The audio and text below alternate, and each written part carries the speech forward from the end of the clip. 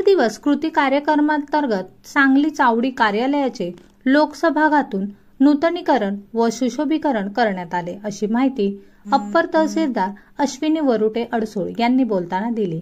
सांगली शहरातील 100 दिवस कृती कार्यक्रमांतर्गत चावडीचे उद्घाटन अप्पर तहसीलदार अश्विनी वरुटे अडसूळ यांच्या हस्ते शुक्रवारी करण्यात आले। यावेळी त्या बोलत होत्या।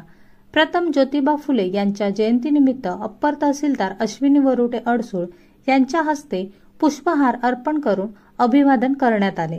महात्मा ज्योतिबा फुले जयंतीनिमित्त अप्पर तहसीलदार कार्यालयातील सांगली चावडीचे नवीन ठिकाणी म्हणजेच राजवाडा इमारतीतील जिल्हाधिकारी कार्यालयात सेतू कार्यालयामध्ये नव्याने चावडीचे लोक सहभागातून नूतनीकरण व सुशोभीकरण करण्यात आले आहे। यावेळी मंडळ अधिकारी विनायक यादव, तलाठी गणेश पवार, अशफाक मुजावर आदी उपस्थित होते। महात्मा ज्योतिबा फुले, क्रांतीसूर्य महात्मा ज्योतिबा फुले यांच्या प्रतिमेचे अभिवादन केले व त्यांना पुष्पहार अर्पण केला। ये माननीय तहसीलदार सो मॅडम यांच्या हस्ते सर्वांच्या वतीने प्रतिमेचे पूजन केले। नमस्कार, मी विनायक यादव, मंडळ अधिकारी सांगली। आज बऱ्याच वर्षानंतर जे आपल्या गणेशदुर्ग बुरुजावर जी चावडी होती आणि त्या चावडीला जायला अरुंद असा जिना होता आणि त्यामुळे वयस्कर लोक व अपंग लोक यांना जिना चढून जाण्यासाठी त्रास होत होता।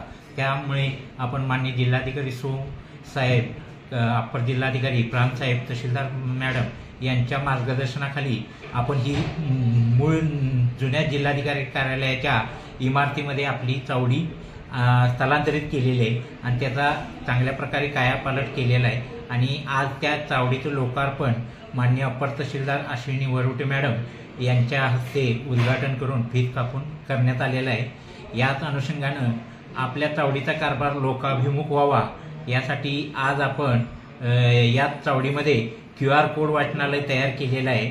या QR कोड वाचनालयाच्या माध्यमातून जनतेला आपल्या मोबाईलवरून तो त्या बोर्डवर असणारा पुस्तकाचा जो QR कोड आहे तो स्कॅन केला तर ते पुस्तक डाउनलोड होते आणि ते पुस्तक आपण वाचू शकता आणि त्यातून आपणाला कायद्याची चांगली माहिती मिळू शकते। या QR कोड वाचनालयामध्ये आपण चांगली पुस्तकं ठेवलेली आहेत।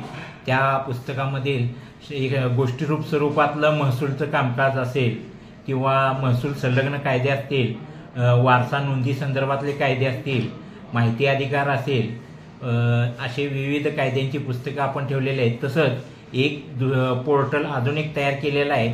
त्यामध्ये आपल्याला शासनाच्या ज्या विविध साईट आहेत त्याच्या लिंक आपण त्या QR कोडमध्ये दिलेल्या आहेत। त्यामध्ये आपली चावडीमध्ये आपण आपला फेरफार कुठल्या स्टेजला आहे हे तपासू शकता। तसंच दुसरं आहे तो डिजिटल स्वाक्षरीचा 7/12 जो सशुल्क असेल तो 7/12 ही आपण ओपन करून आपल्याला मिळवू शकतो मोबाईलवरच। तसेच आपल्याला पाहण्यासाठी जर 7/12 पाहिजे असेल नुसता तो विना फीचा मोफत स्वरूपातला 7/12 आपण पाहण्यासाठी बघू शकतो। तेही एक लिंक आपण त्या ठिकाणी दिलेली आहे। तसंच जनतेला नोंदीसाठी वेगवेगळे अर्ज करायचे असतात, वारस नोंदी असू दे, बोजा नोंदी असू दे, हे अर्ज त्यांनी घर बसल्या ऑनलाईन करण्यासाठी PD म्हणून एक लिंक आहे, ती लिंक ही आपण तिथं त्या बोर्डवर दिलेली आहे QR कोड वाचनालयाच्या।